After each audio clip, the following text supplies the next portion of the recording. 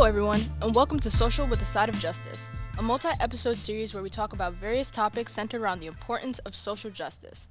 This episode will be hosted by me, Madison Colt, and me, Christian Flores. On today's episode, we'll be sitting down with the actors Bobby Daniel Rodriguez and his wife, Czarina Mada. Bobby is an actor, writer, and producer. You might recognize him from the hit Netflix series When They See Us, CBS's SEAL Team, or the film Bel Canto. And he's also brothers to Long Branch's very own Marcus Rodriguez. Bobby's wife, Czarina, is also an actor and producer. She's also a voiceover artist. You may have seen her on CBS's NCIS Los Angeles, Netflix's Manifest, On Stage in Brothers Keeper, or heard her in the new Macy's commercial. Czarina, along with Bobby, co-founded Voz, a production company with a mission to tell stories of everyday heroes. During our conversations with Bobby and Czarina, we'll be discussing their journeys to stardom, as well as their experiences as Latino in a mainly white industry. We are so excited for you to join us today, and we hope you enjoy the show. Social with a Side of Justice is sponsored by Long Branch Public Schools Office of Diversity, Equity, and Inclusion. First of all, we just want to start out by saying thank you for taking the time to come to SOSJ and talk with us. Hey. We are very excited for you to be here today. We're very excited. Very, very excited. Probably more nervous than you guys. You're more nervous? I don't really think so. No, I feel like we're more nervous. I don't really think so. Yeah. So we're going to start off with a few questions. Where did you both grow up, and how would you describe your family and your upbringing? You want to start or you want me to start? I mean, go for it. I grew up here in Monmouth County in Madawan. I was born in Puerto Rico. I would describe my upbringing as filled with love. My father has 9 brothers and sisters, and we all live close together. So I grew up in a very big family.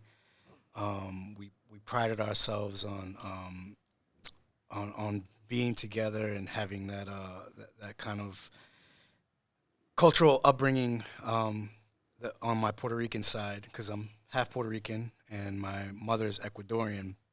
Of course. And so I had that. I had a very strong connection to my Boricua roots because I had a lot of cousins, and every weekend we were hanging out and doing sleepovers. And growing up, those were my best friends. And then as I got older and moved out of Jersey and moved to New York, I got in more touch with my Ecuadorian roots, living with my grandmother, who's on my mother's side, and really started connecting with that part of myself. But I would say my upbringing was filled with love, like a lot of Latina communities and families are like. Of course. What about you? I was born in Arizona, and I grew up in Mexico till I was around 12. Is that me? No. Pause for message. No, you're fine. Hold for alarm.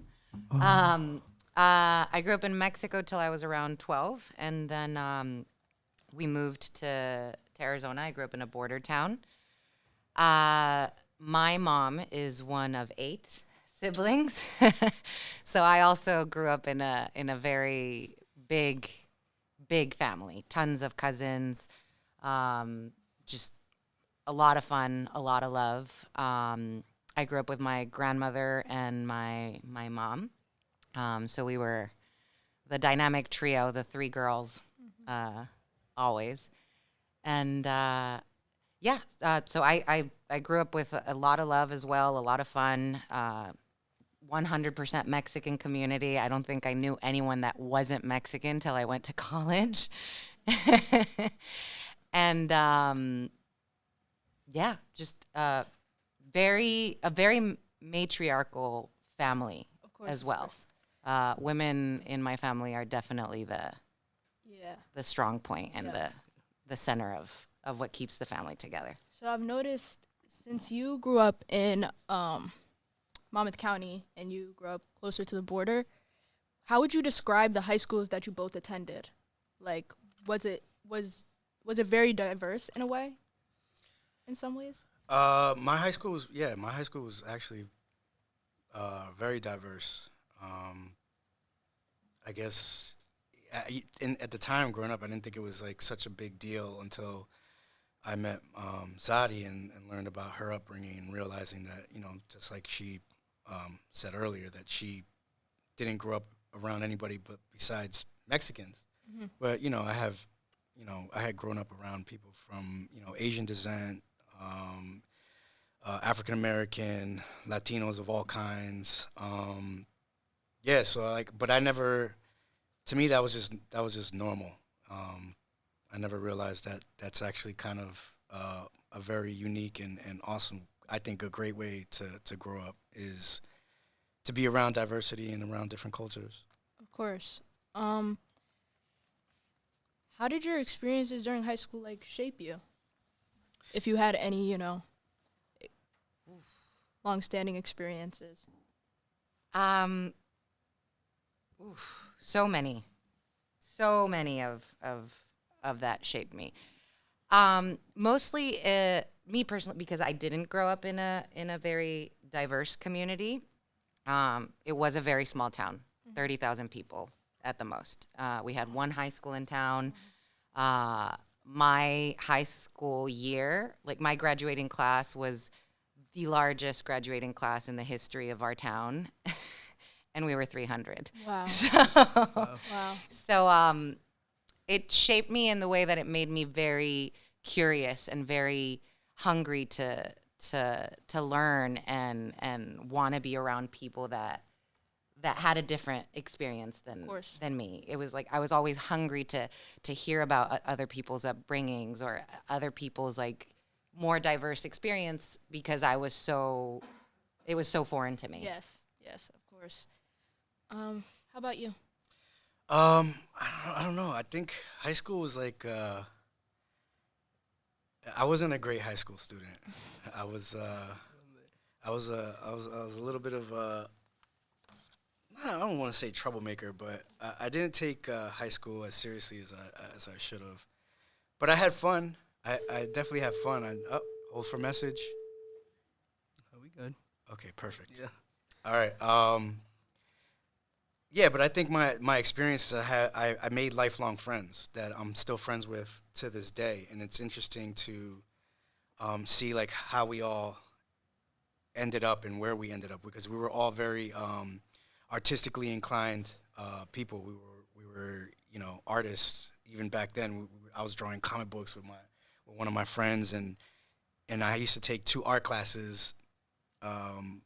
Because I was able to my senior year, and I remember that we were such good art students that the teacher would gave us a key to one of the art classrooms, and we locked the teacher out, and we had a camera, and we started doing a kung fu movie with all the art pieces and stuff, and fake sword fights and stuff, and that was the kind of kid I guess I was. I had a lot of fun in high school, but I don't know that I was the best student. I wish I had a program like this. This would have been pretty cool. Yeah. Oh, me too.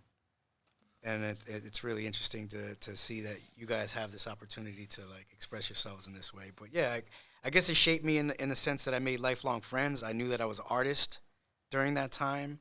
I just was never. I never thought that I would be able to foster that. It was never a realistic ambition because I grew up as many people who are Latina know that your parents are always you got to be a doctor, a lawyer, an accountant, and those are your choices, and then everything else is just is a dream. My dad always says you can't feed babies kisses, and love don't pay the bills. So that's those are the things that I kind of had in the back of my mind growing up and never thinking that art would actually be something that I could pursue. And, I'm just grateful and lucky to be able to do that. So. Of course. So we had done some research. So we found out you were attending law school. No, I was. You were in the making of attending. I was law in school? the making of. Yeah, I took my LSATs. Okay. I had a average score, and I was applying to CUNY Law. Mm-hmm.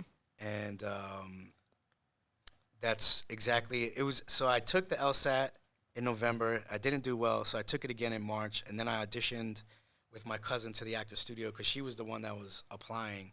It's a grad program for acting at Pace, and they asked me if I wanted to be in the school, and that's where my life took a turn. Of course. But yeah, no, I was I graduated with my BA in history from the College of Staten Island because that was a skill set that I was gonna use for law, and I ended up being an actor. So go figure. Yeah. What about you? How did you get involved in acting? I loved performing since I was a kid. I started out as a dancer when I was around 5. But again, I didn't grow up in an environment that treated the arts as something that you could pursue as a career. It was basically, my extracurriculars that, were going to look good on my college applications and stuff. So I then went to the University of Arizona, and I graduated with a degree in communications and legal and medical translation, which I never used. And I after I graduated, I saved money, and I literally packed a bag and moved to New York with a bag, no job, and no apartment to figure it out, which I don't recommend. It worked out great, but I don't recommend it.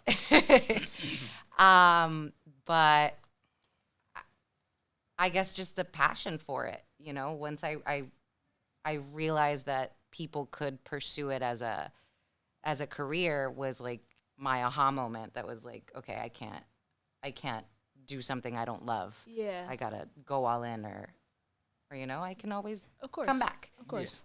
So yeah, I moved to New York. I started working a little bit here and there, and then through that experience, I realized that I was gonna need further training if I wanted to pursue it further. And that's when I went to the Actor Studio Drama School, and I got my MFA, and I wouldn't change it for the world.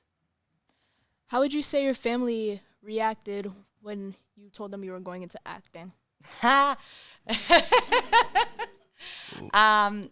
of my aunts were very excited before I moved to New York. They were very excited. They had way more faith in me than I thought. My mom, however, had her reservations. Of course. She had a big issue with it until she saw me working. Then she started getting excited. But before I left, she really pushed for me to go to therapy because she thought that it was not there was obviously something wrong with me if I had this great degree and was gonna leave it all behind to just take a suitcase and kind of go figure it out in New York. So it was definitely a shocker and not very supportive. Yeah. But now she's my number one fan. So Number one fan. What you need. Yep. My mom was actually super supportive. My dad still to this day asks me when I'm gonna go to law school. You're still pushing for it? Yeah, he's like, you can still go. You can still go. There's still time. And I'm like, dude, you went to a movie theater and saw me on oh, sorry, excuse me, sorry. Boop, bleep that out. Bleep. Sorry, excuse my language. But yeah, no, it is funny that he still holds on to that. But that's just who he is, right? So, Yeah. Who would you say your biggest supporters are?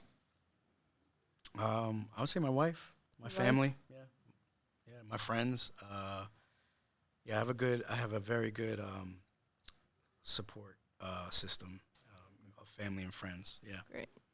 likewise, I would say, yeah, my husband and the friends we made through grad school, and now obviously family, but the network of artists that we made in school is probably the biggest support system and the biggest creative outlet. And it's, it's your team, your artistic tribe forever. I would say I'm a fan as well. Just putting that out there. Just putting that out there. Growing up, what would you say your favorite shows were, and were any of them based on Latino characters?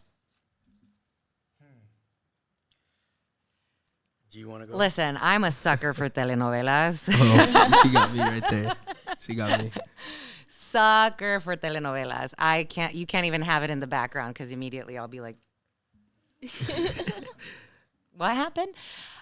So I guess, yeah, that had mostly all Latino casts. But wow, growing up, what was my favorite show? I'm going to probably age myself, but I think it was That's So Raven. That's so right. Yes. Okay. It's a classic. Man, It is a classic. for me, I mean, I'm a lot older than you guys, so TV wasn't as, I guess, like it is today with Netflix and everything, where there's, a lot of really great TV. But I loved cartoons when I was growing up, so like G.I. Joe, Transformers. And then as I got a little older, I guess, and movies. I loved movies when I was a kid, and my favorite movie was The Goonies. All the Indiana Jones, the first trilogy of Indiana Jones, and what else? And I love Aliens, the second, the Aliens with an S, James Cameron movie. And then when I got older, I got into Sopranos, like a lot of people did, which is a fantastic show. And yeah, I think those were my favorites. Yeah, Interesting. That's true. and Rap City on Rap BET. City. Yeah. Yeah, Okay. Rap City. Okay. Who would you say inspired you to become an actor?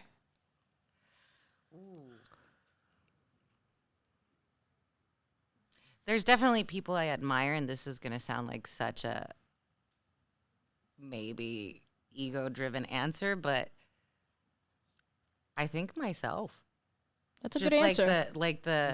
the feeling the feeling of being in a stage or performing or just in general, it was a feeling I needed to chase. So that's what inspired me to be an actor. The feeling that performing gave me. I mean, you need to be your number one supporter always. Of course, because if you don't believe in Yeah. yourself, Then what are nobody you else. doing it for? Yeah. Yeah.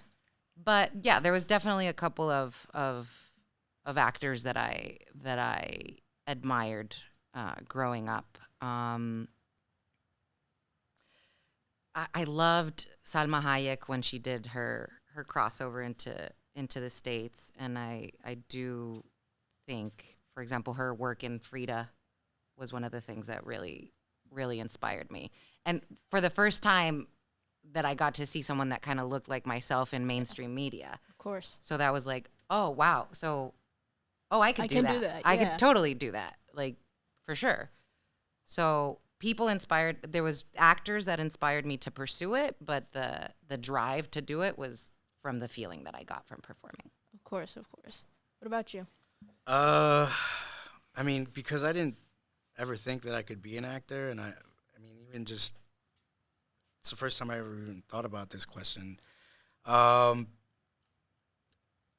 guess I wasn't. I guess inspired. It's hard to say. I guess like she said, I was inspired by a feeling that I got when I helped my cousin with her audition, and we were in the room, and we did the scene, and the head of the acting department at the actor studio at the time is the late great Mrs.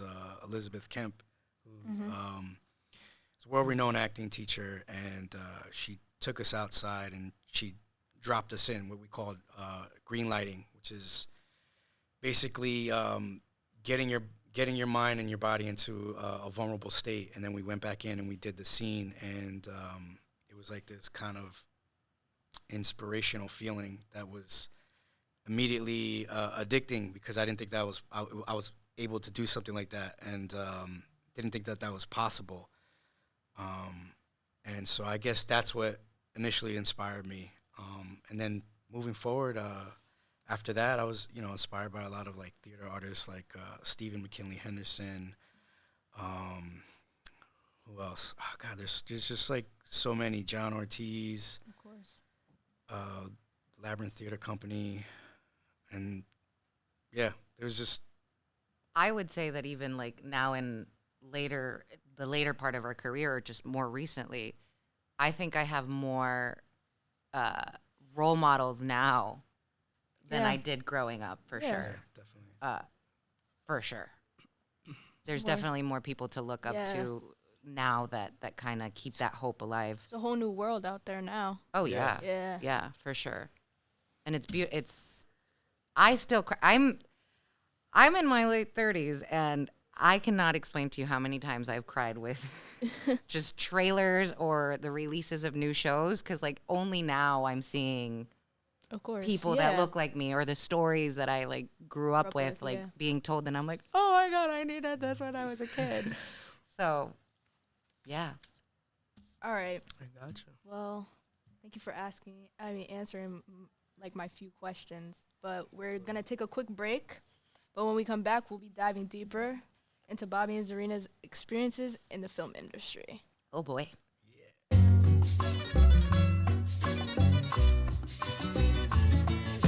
All right, so welcome back to Social with a Side of Justice. Again, we're here today with famous actor Bobby Daniel Rodriguez and Czarina Mada. Hello. So, before I get into my questions, how did you deal with the rejections with your acting roles? Well, that's definitely something that comes that you have to learn, and it took a little while to understand that my job isn't when I get the job or when I'm on set or acting. My job is the audition. Yeah. And that is my opportunity to express myself and do what we call make a fan. So like when you have casting directors and you audition for a role, 9 times out of 10, or maybe 9.5 or 9.8 times out of 10, you're not going to get the job, and that's a variety of reasons. And it's not because of you or your work, because if you're putting the time and effort and you're dedicated to your craft, it's not really about what you did or didn't do, or it's about what you did, but it's not about what you didn't do. It's about making fans, and eventually those casting directors, once they see what you can do, they'll be a fan, and they'll start looking for a place for you to fit you in. So, Yeah. All right. And what about you?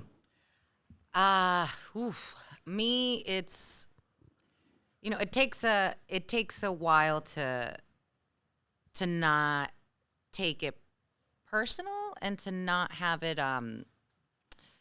maybe affect your confidence or your belief in yourself, for sure. But once you understand that it isn't that, it's a little easier to settle with it.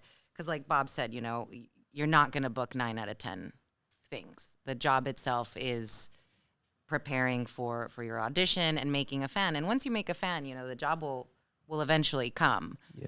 But once you realize that that's the nature of the beast of this industry, that you are going to get more no's than yeses, then you're able to kind of like settle, because it's not so much a rejection, it's a numbers game. Yeah. So, but it takes a while to have that sink in, because obviously we're artists, so we're vulnerable people, and we're really putting ourselves out there. So there's always going to be that second guessing, or that like, Yeah. oh, what could I have done, or like, am I not good enough? But once you understand it is a numbers game, and that whatever interpretation you're doing is still beautiful, because it is an expression of art, and it is it's storytelling, which is what's important. Yeah. Then you kind of just cruise, and stuff just starts kind of Come your way. falling into place. Yeah. I like that. Thank you so much. And so we're going to dive right into the questions. So do you believe that there is enough representation of Latino actors such as yourselves? No. No? Not at all. I think I- it's a crazy number. I forgot what because I looked at some report that came out, and I think there's only like I'm pulling it up. Okay. but it's not high at all. And Yeah. for for how big our demographic is in this country, it's a little frustrating not to feel represented, and then also being typecast. You know, I can't tell you how many times I've gone out for auditions for a drug dealer, a cartel member, a killer, or a thug, and that gets it's frustrating. You know, Yeah. you're grateful for the opportunity, and you want to find your way in to make those characters complex and dynamic. But at the same time, it's like, am I contributing to a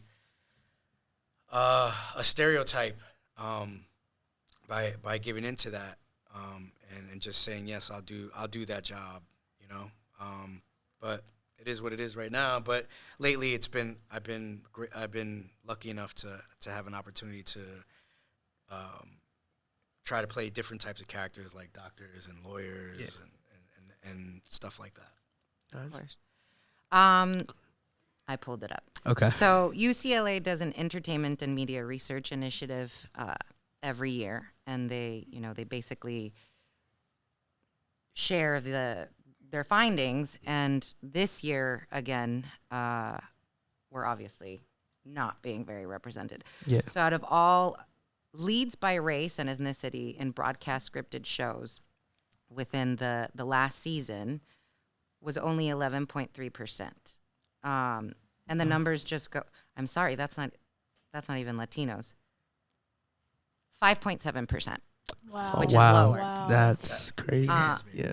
Latinas. Latino. Latinos, Latines. But it's an issue, because it's also been proved or shown and seen through the numbers and the research that the Latina community is also the people that fill up the theaters, and Yeah. we do have the most viewership when it comes to TV. Yeah. So the fact that we're not represented and where the biggest viewership is a bit insulting. Yeah, you know what it I mean? is. And it has to change. It's little by little, there's stuff changing. I can say that it's way, way better than when I was a kid, and I'm assuming it's even way better than when you were a kid. But there's still a lot of work to be done. Of course. Yeah. I can feel you on Always that room one. for improvement. Always room for improvement. But there is a big amount of Latina creators out there making beautiful stories, and hopefully they don't keep getting canceled. Yeah. Because we do keep getting there's opportunities, a lot and then lot it of good happens to shows that are one day getting at a canceled. time. One day at a time. The Gentified. Gordita Chronicles, Gentified only got 2 seasons, and That's great. it was great. We can't just On My Block is great, and that went Yeah. on for a while, but like we can't depend on one really cool coming of age Yeah. story. Need multiple. Yeah, Need to expand. yeah, of course. All right. So you kind of like already answered my second question of like getting typecasted, but how has that made you feel in like a sort of way? Well, angry sometimes, frustrated, and disappointed. Especially where you do an audition and then they'll be like, "Can you do it?" And they'll like word it differently, but basically they'll ask me to do it with an accent. Yeah. And it's like, dude, just because people speak Spanish doesn't mean that they speak Spanish with an accent. I mean, Czarina, my wife here, is a perfect example. She grew up in Mexico, and she could speak in both languages neutral, like zero accent. So it's not necessarily, and that's like actually it's a big kind of like part of your community. Like you guys take pride in that. Correct me if I'm wrong. We do. On the board, like border town people. Yeah. But yeah, no. To answer your question, it is a little insulting. Yeah, we have accents, and we should celebrate that, right? Because everyone has an accent. There's no Of you can't hide from that. Yeah. Your accent is your accent, and unless you're from the UK, then you're speaking with an accent when you speak English, because it's not a native language to this country, and so yeah, it's Spanish and English are the most spoken languages in this country. So speaking with accents, whether English is your first or your second language, it should never be representative of a character, and also being portrayed also as an idea, criminals, right? Yeah, and being portrayed, yeah, is because we're a an lot of times idea we're that written comes- as like we're the cleaning people, the gardeners, the cooks, Yeah. and those are very honorable jobs, and there's no problem with Yeah. that. But those are usually just ancillary characters or secondary or third characters. They're not really, main characters, except for the cleaning lady, which shout out to that show, which is great. Yeah. Yeah. Which is That's the thing, and she becomes a those are honorable jobs. Like, Yeah. Yeah. yes, obviously there's gardeners, there's cleaning crew, all of it, and those are obviously honorable jobs. There's nothing right. wrong with those jobs, but they become like the secondary or like the supporting like, all right, yeah, I'll play cleaning Yeah. crew, I'll play a gardener, but I want to hear the story of. I want it to be the story of the gardener, Right. of the cleaning crew. It's a family, how did you get to here? And hard workers, we all have like great stories. I mean, I'm sure all of you, your parents, and have really amazing stories of how they got here and how hard they work. No matter where you're from, we're all more than just One thing. our jobs. But even getting back to the accent thing, there's nothing wrong with having an accent, and a lot of people have accents, and a lot of people don't. But what's insulting of it is the assumption that just because you are Latine, somehow you have that you can't think outside that they Yeah. can't think Yeah. outside the box of the big spectrum of different Latinidad that there is, Yeah, yeah. and some of it is accented, some of it is not, some of it is like fully fluent in English, some of it doesn't even speak Spanish, and there's they're missing all of that because they're so uneducated Yeah. of the culture and just go one way. But I think we sidetracked from your question. How does it make us feel? Yeah. Yes, angry, but also motivated to change it, not just course. wait around to get a job that isn't a stereotype, but starting to create our own work and writing our own stuff and collaborating with a diverse community of artists and putting our stories out there that break that mold or that idea of the stereotypes and really give a voice to our communities from the perspective of our communities. Yeah. I feel you on that one because me as a Latino as well, I'm Salvadorian and American. I've gotten that so many times. Like I walk into a building and they're like, "Oh, you must be like a gardener, right? You work with your dad as a gardener." But no, I do more than that. Like I have a vision that I really want to get somewhere and I'm going to make it come true. Yeah. So, yeah. So moving on, how do you as actors help in breaking stereotypes about Latinos? How do we? What was the Oh, question? Repeat that. how do you as actors help in breaking stereotypes about Latinos? Well, as actors, we have to create our own work and start writing and producing stories that help tell the bigger story about the American experience through our lens, and so that's how you break the stereotype.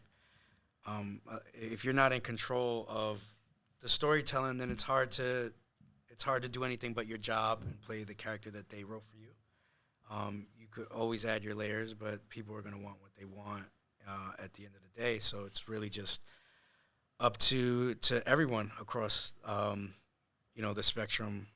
Whether you're black, white, Latina, Asian, to try to create stories that are representative of what this country is in that lens, which is it's a melting pot, Of course.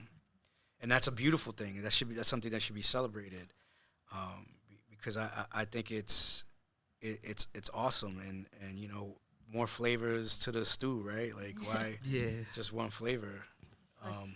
But yeah, And also speaking up, to be honest, That too, I think we're past that point where I think a lot of us, for a while, as we were trying to break into the industry, you kind of play that submissive role where it's like you're just gonna take whatever you get because you want to work so bad. Yeah.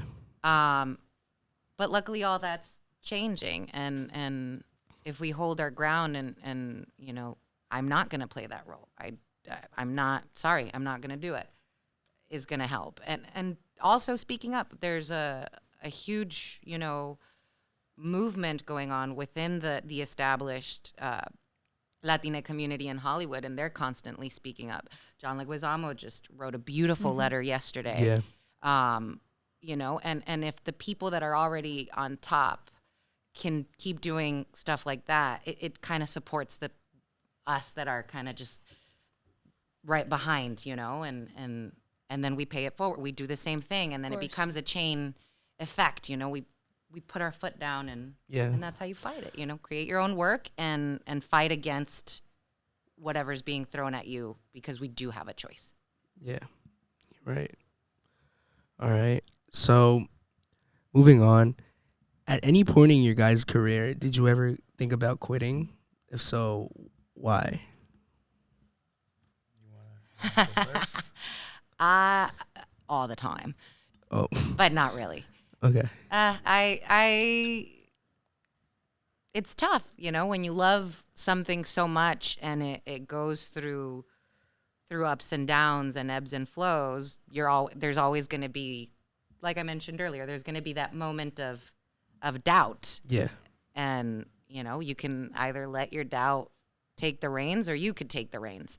So I personally, honestly, I do struggle with that. So there will be moments where I'm like, oh, do I really want to keep putting myself through this? And then I remember how much I love it, and that I really wouldn't want to do anything else, and I come right back. Of course. Of course. But ultimately, it's not just the love of acting, it's the love of storytelling. So if I can dabble in any shape or form that tells a story the right way, that makes people feel something, I will be happy. I like that. I like that too. I'm an eternal optimist. I'm a Yes, he Sagittarius, is. so I have So good at it, too. Sagittarius. so I have that. Anytime that a seed of doubt would enter my mind, I'm like, whatever. Like, what do I have to lose by doing this? Nothing. I have everything to gain. So, and then there was this video on YouTube that I saw of Edward James Olmos. He's a Mexican American actor. If you guys don't know, look him up. He's amazing. And he was talking to students, and they asked him a similar question. And he said, everybody that I know that didn't quit acting made it. And he says, I want you to think about that. And he looked at everybody in the room. He's like, everybody that didn't quit made it. And he said, it took me 20 some odd years. And I'm like, oh my God, 20 some odd years just to get his first job. And it was a different time. He was coming up in like the 70s and then the 80s. Yeah. So you got to imagine, in the 60s too. So you got to imagine, there wasn't a lot of roles for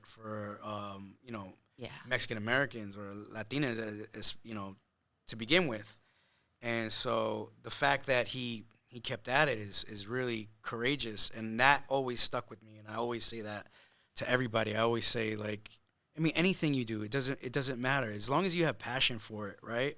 The minute that you don't, the minute that the passion leaves, then maybe it's time to consider, like, all right, this isn't fulfilling me, and maybe I got to look into doing something else. But if the passion is there, I say go for it and don't stop. Yeah. But yeah, I think anything that you do in life, whether it's cooking, like, whether it's gardening, it doesn't matter. As long as you're passionate about it, then it's going to be fulfilling, and it's going to be beautiful, and your life is going to have that purpose. So quitting, No, I never had that. I never had that feeling. I had little seeds of doubt, like after graduating, because I had created like a 1 year, 2 year, 3 year, 5 year plans and 10 year plans, which I recommend always, of where I imagine where I would be within those times, and luckily enough that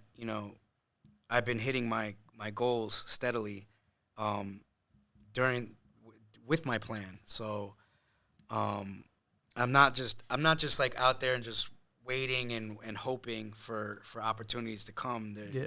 There's also like a lot of grind that comes in with it, a lot of like meeting people, a lot of volunteering, and taking in a lot of art. I mean, that's what you got to do. Yeah. I guess I could rephrase that. I don't think about quitting. I do constantly have moments of doubt, seeds of doubt, Yeah. Yes. but it never manifests itself into full on like I'm gonna quit. So Yeah. Of course. Yeah.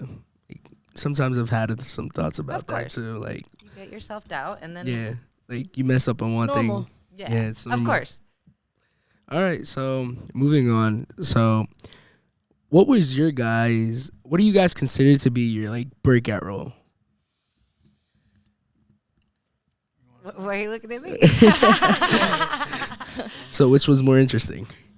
I'm being chivalrous, Oh, Oh, using big words today. ooh, look at you. I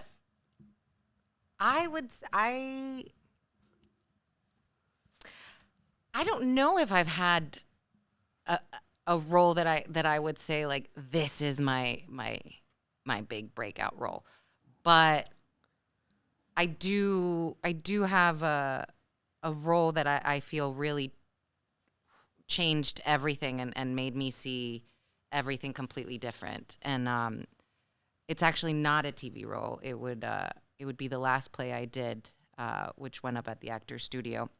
It's called My Brother's Keeper, and it was written by two other colleagues, Javi and Gabe, and directed by Bobby Moresco, who's also a studio member.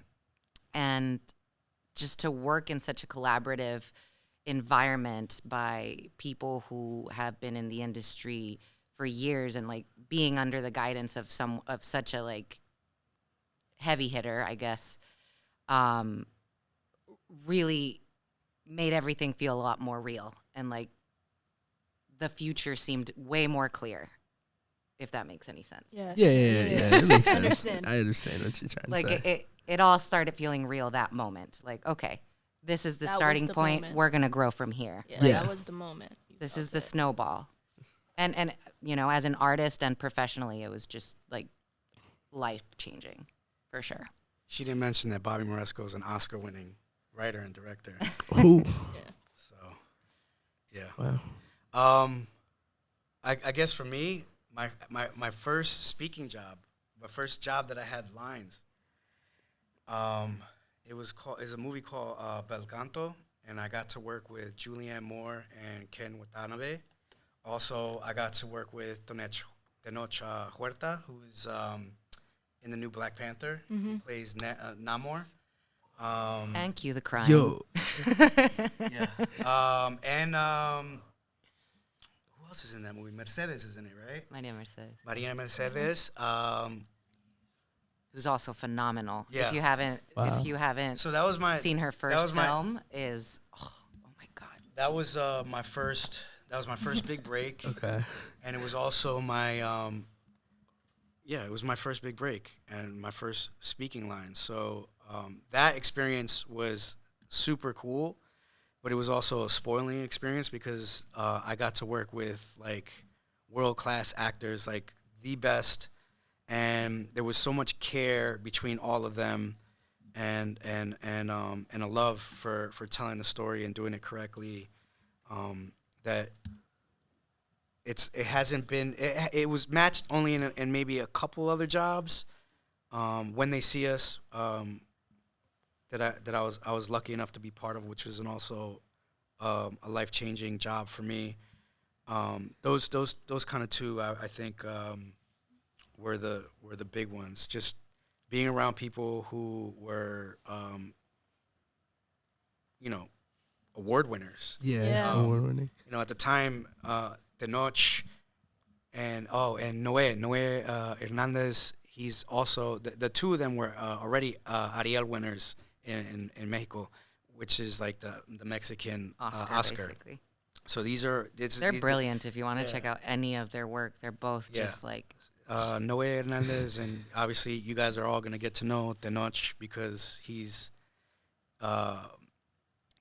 brilliant. And so getting to be around that type of caliber of actor in my first speaking role and see their approach, the care, and not just between them, but everyone, like even the gaffers, the guys that do the lights, the sound, like the director, like everybody from the top down was just like really, really loved their job and cared about telling that story. So that was for me my breakout. Yeah. That's nice. So I just want to like clarify. You have a role in Black Panther? No. Oh, I was about to say. No. Tenoch Huerta. My first, when you were asking about my breakout role, I got to work with in my first breakout role. Okay, I got you. I didn't hear it right. Yeah. Okay. Tenoch Huerta, Julianne Moore, Ken Watanabe, Gotcha. and Noé Hernandez. Yeah. Okay. That's going to be a great movie, though. Oh, yeah. I So can't good. wait. Yeah, I haven't Can't seen wait. it yet. I cry every time I see the Every trailer. time? Yeah, me Every too. single time. I haven't seen the trailer. Oh my What? god. You haven't seen the trailer? No, I haven't Get seen your the trailer. tissues and watch I'm it. a cry? Yeah, Oh Christian yeah, might for cry. sure. Yeah. I mean, I don't know. I'm a crier. Christian's a crier too. Come on. There's No. nothing wrong with crying. Yeah, there's nothing wrong with crying. Okay, so moving on. What was your guys' favorite role that you've played so far? And like, why has this been your favorite?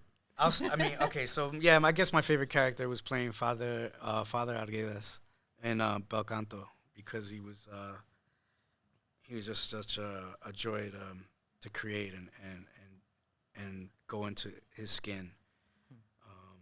I would say that was my favorite. As far as challenges, then I would say playing the detective in one of the detectives in When They See Us was an extreme challenge for me. And then I also really love playing Lieutenant Lopez in SEAL Team, which was fun to do. I got to meet some really cool people and work with one of my idols, Felix Solis. Yeah. All right. I think my favorite role was definitely Rosie in Brother's Keeper, the play that I just told you guys about. But my favorite working experience was in Orange is the New Black, specifically because of the director, who was actually the Nick Sando, who played Caputo in the show. And I was very nervous because it was like my favorite show. I had been, every season came out and I was like, I gotta get on this show. And then finally I got my chance and I was so nervous and I forgot, like I spaced on my line on my first take and I thought I ruined everything, obviously, And then, and he approached me and he's, giving me a few notes and I was like, I'm so sorry about that.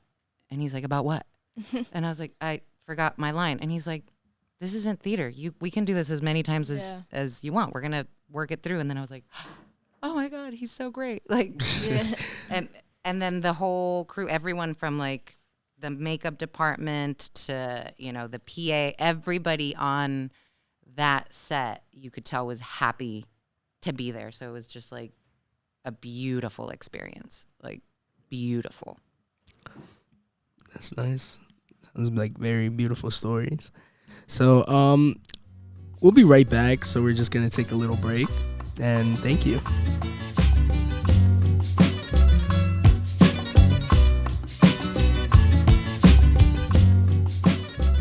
So this question is for Bobby. Okay. Did you know about the Central Park 5 before taking the role in When They See Us? I did. I was really, really young when that case made the news. I was, I was too young to really understand the scope of what was happening.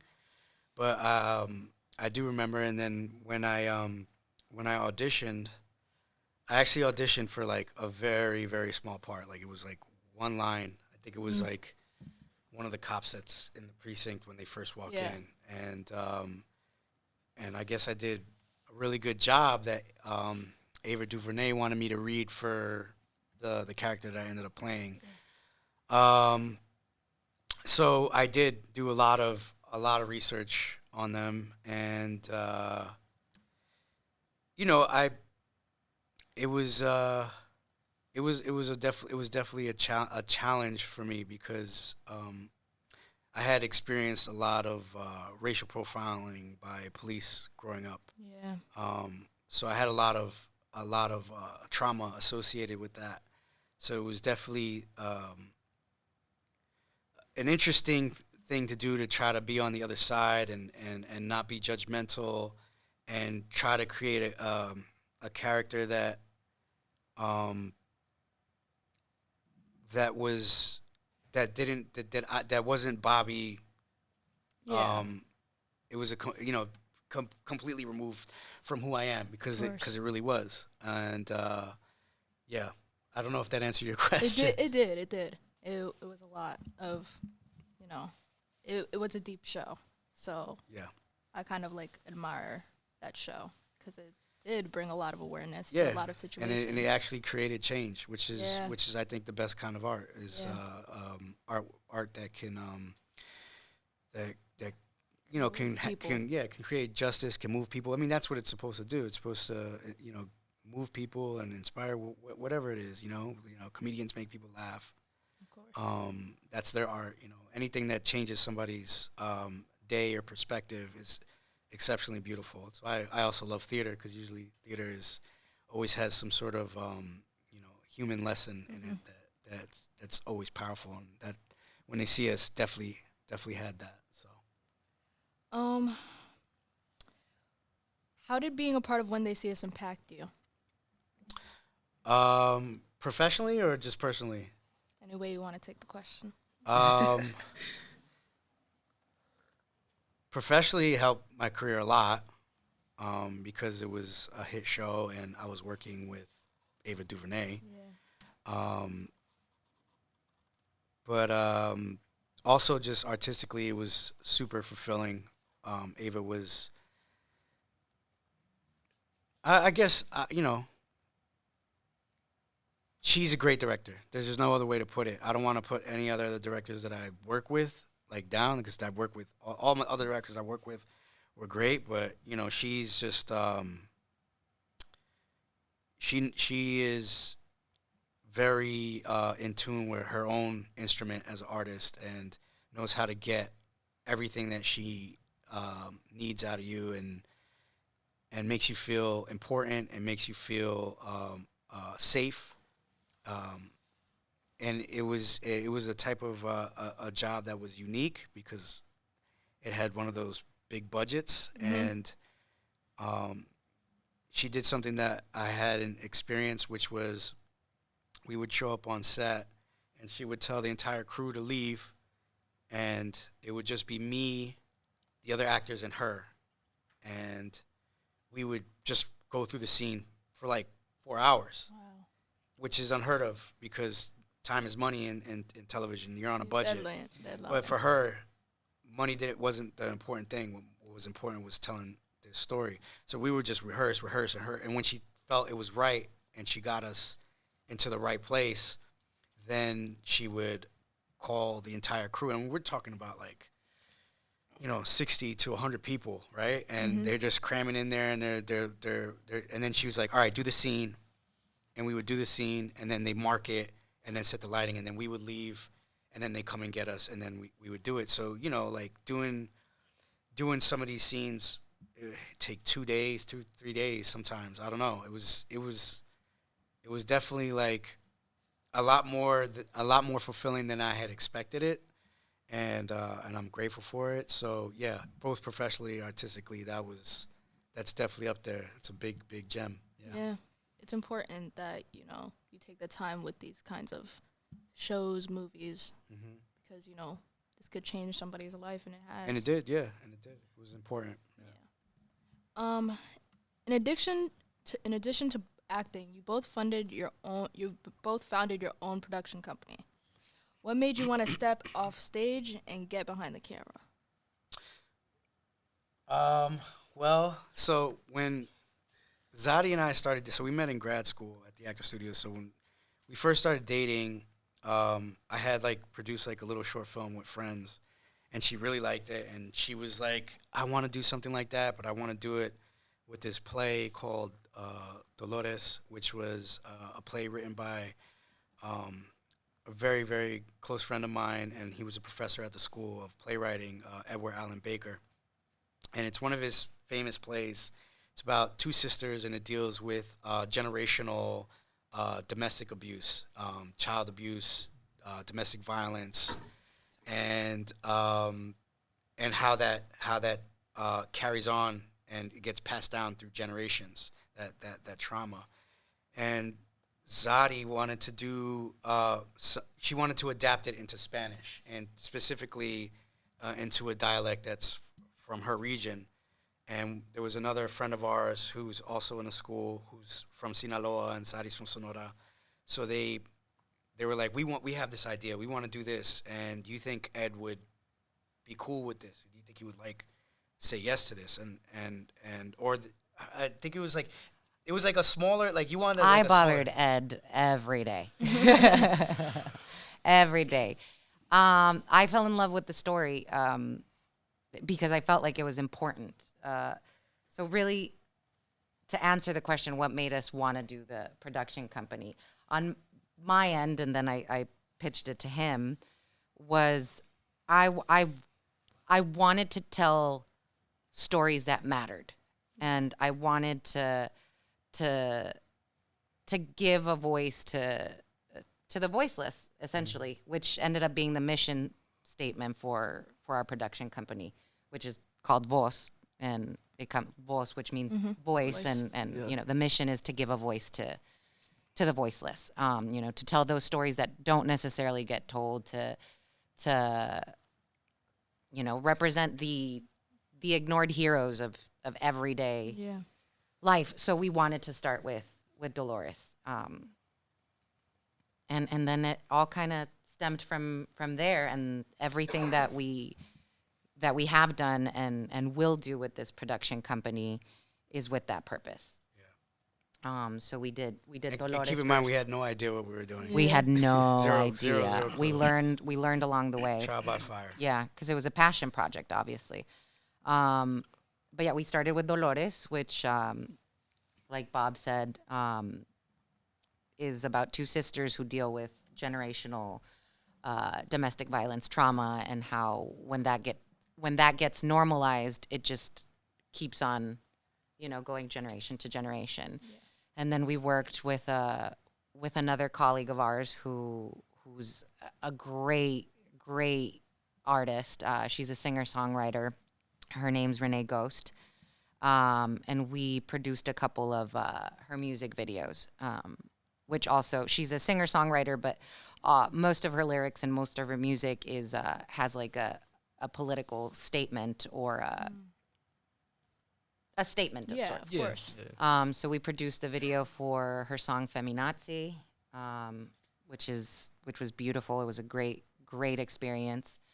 And then what else did we keep producing after that? We did Coming Home during the pandemic, which was it was like a really 2-minute short that just showed a nurse who was taking care of her elderly mother and having to all the precautions she would have to take coming home from work and staying separated so that she doesn't get her sick. That was another one. And that we Static. did. Static Static, was which is something that we haven't finished, but is based on some poetry that a friend of mine wrote, who's also an actor. He served in the Battle of Fallujah. He's a Marine, and he came home with a lot of mental problems and no one to talk to, and was really angry at the world. And then he discovered acting. He met like a Vietnam veteran who introduced him to Shakespeare, and it changed his life. And we became friends, and he shared his poetry with me, and I was like, you got to make this into a short film, or like a one-man show. So he's doing both right now. So yeah, that's something that we had worked on as well. Which, if it does go on stage, it's something that we're going to produce as well. But yeah, to circle back and answer the question, what inspired us to then, jump behind the camera and, a little selfishly in front of the camera too, taking that opportunity, obviously. But to answer that, it was what inspired it was to give a voice to the voiceless, and to tell our stories from our perspective, which then goes back to what we talked about earlier. How do you fight the stereotypes? How do you, by creating your own work, and you start small, right? But little by little, we'll build momentum, and as long as we're telling those stories and somebody feels seen or is seen by someone that maybe hasn't experienced that, but then inspires that empathy in someone else, then we've done our job. Which piece of work are you most proud of, and why? Dolores, for sure. Just from start to finish, because it was our baby. Yeah. Within the production company, it was our first project. Two, it's a subject, close to the heart. And also Ed, he wrote just these beautiful women characters, that female characters that are just so, I'm at a loss for words. Just so, what's the word? Complex. Thank you. I had too much coffee. Such complex female characters that you don't usually see. You always see the damsel in distress or this or that, and he wrote women so well, and we were able to give them a voice. And it was beautiful, and I'm still very proud of it. All right. Bobby and Czarina, we just want to thank you so much for taking the time out of your day to come here and talk to us. As we begin to wrap up our interview, we just want to ask you 2 more questions. So, what impact do you feel you have made in the Latino community, or what do you hope will be the impact you guys make? Well, what I hope is that I can inspire people on this level. Like, I hope you all walk away and feel a little inspired and a little bit more passionate about the way you go about your day and the things that you care about. To me, that's, if I could just inspire someone to do better, or to pursue things that they're passionate about, I think that's awesome. And yeah, I want to give, through my storytelling, I want to give the gift of feeling seen or being seen. Yeah. And I hope that I'm doing that along the way. But I love, the goal is to do it on a grand scale. Of course. yep. Yeah, of course. So, both of you guys can answer this, really. What's the biggest piece of advice that you guys could give us as high schoolers about to enter the real world? It's okay to evolve and change as you grow. You don't have to commit to anything right now, but explore everything, right? Sometimes it takes some people are very gifted in finding out what they want to do, and they're good at it, and they find that out at a very young age, and that's what they do, and they go hard at it. Some people take a little longer and get discouraged because the thing that they initially chose to be passionate about doesn't feel good to them anymore. So I would say that when you guys move forward, you don't have to just be one thing. You could be it all, or you could just be one thing. You know, it's up to you, and don't ever be afraid to evolve, because that's a really cool thing, is to learn and grow and become different people as you move out into this world and have different experiences. So I would posit that to you guys. I would say that get excited about making mistakes, because you're always going to learn way more from your mistakes than from the times you get it right the first time. Enjoy and marinate in those mistakes, because from that is where all the gold comes from. Mm-hmm. Yeah. All the growth comes from your mistakes. So don't put yourself down when you make one, and embrace them. And never dim your light for someone else. Yeah. Never make yourself smaller For to make someone other else. people comfortable. Exactly. That's the biggest one, I think. Never dim yourself to make someone else brighter, or to make someone else feel comfortable. And do what you love. Do what you love. Don't choose to do something to make someone else happy. Do what makes you happy. All right, thank you so much. Well, you heard it here, folks. You heard it from two very talented people today, and we just want to thank you again for coming out. And we love everything you guys do, and moving forward, everything's gonna go good. Thank you. Thank Thank you, guys. you.